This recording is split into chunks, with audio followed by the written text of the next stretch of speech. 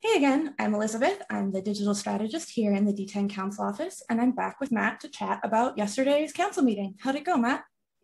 Hey Liz, good morning. It went pretty well. It was a focused meeting that only went 4.5 hours, which is pretty nice. A lot of our council meetings go until 10, 11, or even midnight. So it was nice to have a slightly shorter meeting. But yeah, I thought it was a productive meeting.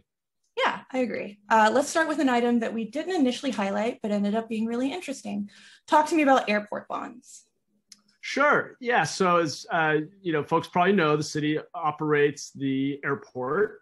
And of course, as the airport makes investments, it issues bonds. It has about $1 billion worth of outstanding bonds that have been used to finance the build out of the terminals and other things there. And the city authorized the airport to issue what are called refunding bonds for about half of its debt, about $500 million, to take advantage of low interest rates. So as folks also probably know, interest rates are really low right now. Might be a good time to refinance your home mortgage if you have one. And so the city can basically, or the airport can issue bonds at closer to a 3% interest rate and then use that to pay off older bonds from about 10 years ago that have a much higher, actually over a 6% interest rate. And overall, the refunding that we authorized yesterday will allow the city to save, I believe, I'll just check my notes, $136 million in present value. So that's a lot of money. And it's really important right now as the airport is struggling with fewer flights and lower revenue due to COVID. So this is great timing to be able to do this refinancing and will help the airport weather the storm. Excellent. Let's move on to an item I thought was really timely, with Monday being International Women's Day and this being Women's History Month. Let's talk about female firefighters, recruiting them, and that presentation you guys had. Yeah, that was a really interesting report. So the Santa Clara County Civil Grand Jury did a report on the low proportion of female firefighters in San Jose and a few other neighboring cities in our county. San Jose has only 3% of its current sworn firefighters are female, just 3%, really small number. And a lot of reasons for that. I won't go through the whole report. We can post in the comments how you can actually access that report and read it. What we heard yesterday was essentially a response to that report from our fire chief. And he, in his memo, laid out a number of things the fire department is trying to do to improve that ratio. I asked a series of questions about recruitment in particular. So I think there are a lot of different factors making our fire stations more accommodating, making sure that, one of my colleagues asked about lactation rooms, for example, for any mothers, which is something we did at my company. Just figuring out the fit of uniforms. There's so many different potential factors, but the one that I felt was most important was just looking at our recruitment pipeline.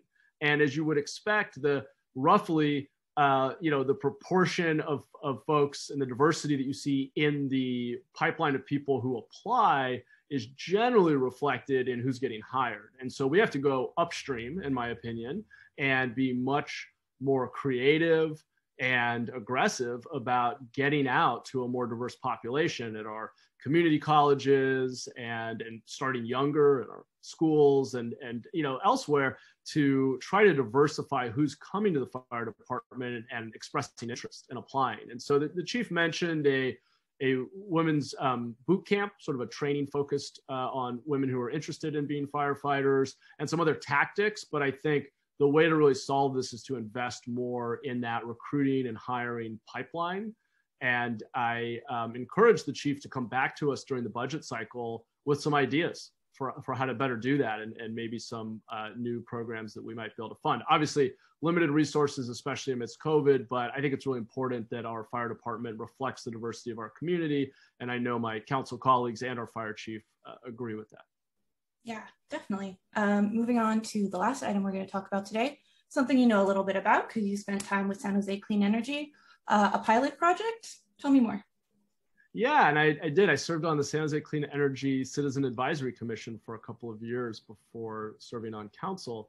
And it's a really interesting set of issues as we transition to cleaner energy, figure out how to deal with some of our resiliency challenges. One of the best things we can do for our energy system is continue to invest in efficiency and try to use less energy per person, per home, relative to economic output. The more that we can kind of decouple the amount of energy that's used and the carbon intensity of that energy from economic growth and population growth, the better. So the idea here is the council basically authorized San Jose Clean Energy to apply to the California Public Utilities Commission, the CPUC, for a 3-year grant that would total just over $5 million over those 3 years to invest in energy efficiency programs in homes, businesses, and local schools. And I really view this as a pilot program. This is a fraction of a percent of what we spend on energy. It's a small investment,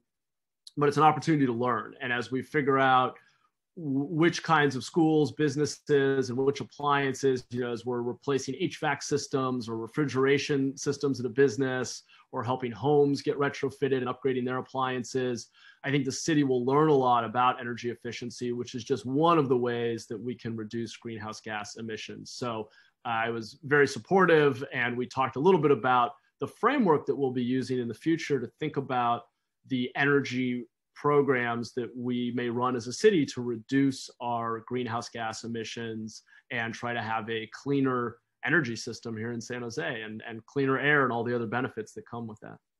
Excellent.